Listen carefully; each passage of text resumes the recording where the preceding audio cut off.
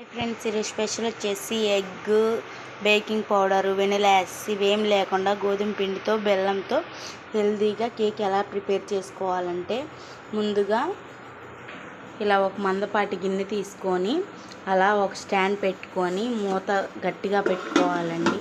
మూత ఇలా పెట్టుకొని ప్రీ హీట్ చేసుకోవాలి మీడియం ఫ్లేమ్లో ఒక 5 minutes వరకు.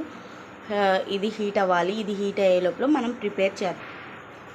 ఒక మిక్సీ గిన్నెలో 1 కప్పు నేను వచ్చేసి ఈ కప్పు మెజర్మెంట్స్ అయితే తీసుకున్నాను. మనకి మెజర్మెంట్స్ అనేది మెయిన్ ముఖ్యం. ఈ కప్తో 1 కప్పు బెల్లం పౌడర్ అనేది తీసుకున్నాను నేను.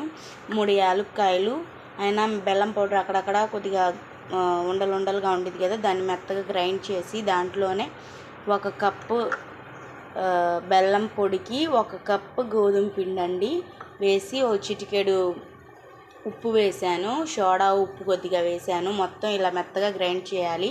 కొద్దిగా గ్రైండ్ చేసేటప్పుడే 3 టేబుల్ స్పూన్లు ఆయిల్ అనేది రిఫైండ్ ఆయిల్ వేయాలి. స్మెల్ వచ్చే ఆయిల్ వేయకూడదు. నేను వచ్చేసి రైస్ ఆయిల్ వేసాను, సన్ఫ్లవర్ ఆయిల్.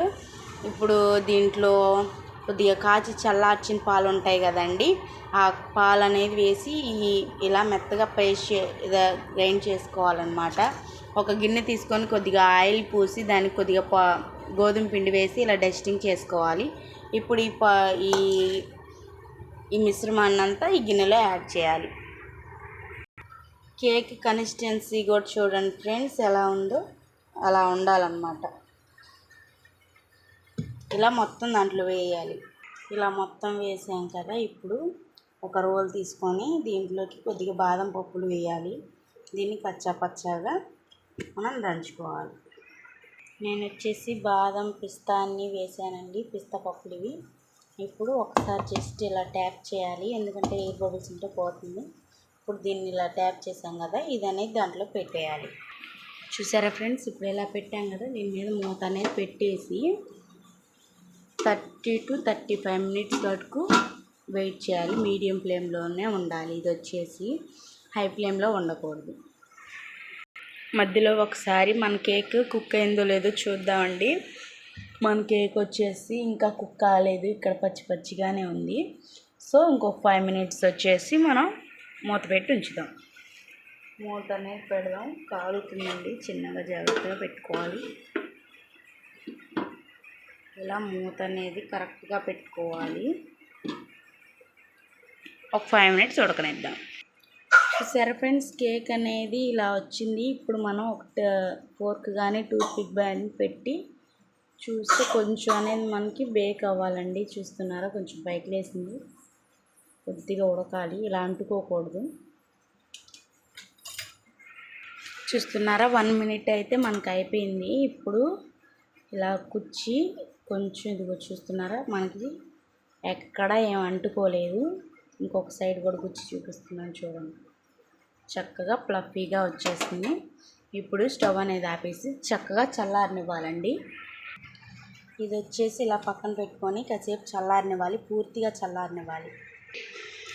ఇది చల్లారిపోయింది. సైడ్ ఎడ్జి అంతా ఒకసారి ఇలా కలదిప్పి దీన్ని ఇలా బాల్ వేసి 2-3 సార్లు ఇలా మొత్తం ట్యాప్ చేయాలి.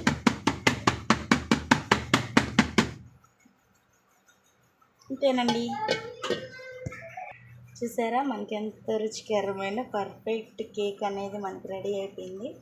ఇలా టర్న్ చేసి కట్ చేయటమేనండి. దీనికి ఎక్కడ అడుగు అనేది కూడా అంటుకోలేదు, చూపిస్తున్నాను చూడండి. ఇప్పుడు మా పాప కట్ చేసింది చూడండి, కట్ చేస్తుంది. చూస్తున్నారా, ముక్క అనేది కట్ చేసేసింది. ఫ్లఫీగా స్పాంజీగా సూపర్ ఉందండి కేక్. మీరు కూడా ఒకసారి ఇలా ట్రై చేసి ఎలా కుదిరిందో కామెంట్ సెక్షన్లో కామెంట్ చేయండి. టేస్ట్ చేసి చెప్పు అంబిక ఎలా ఉందో.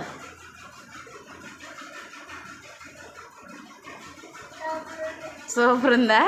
మా పాపకి అసలు తొందరగా ఏది నచ్చదు, అట్లాంటిది చక్కగా బాగుందని చెప్తుంది. పర్ఫెక్ట్గా కుదిరింది. మీరు కూడా ఒకసారి ట్రై చేసి ఎలా కుదిరిందో కామెంట్ సెక్షన్లో కామెంట్ చేయండి. నా ఛానల్ కానీ మొదటిసారి చూస్తున్నట్లయితే సబ్స్క్రైబ్ చేయండి ఫ్రెండ్స్. నా ఛానల్కి లైక్ చేయండి, షేర్ చేయండి. అలానే కొత్తగా చూస్తున్న వాళ్ళైతే సబ్స్క్రైబ్ చేయడం మర్చిపోకండి.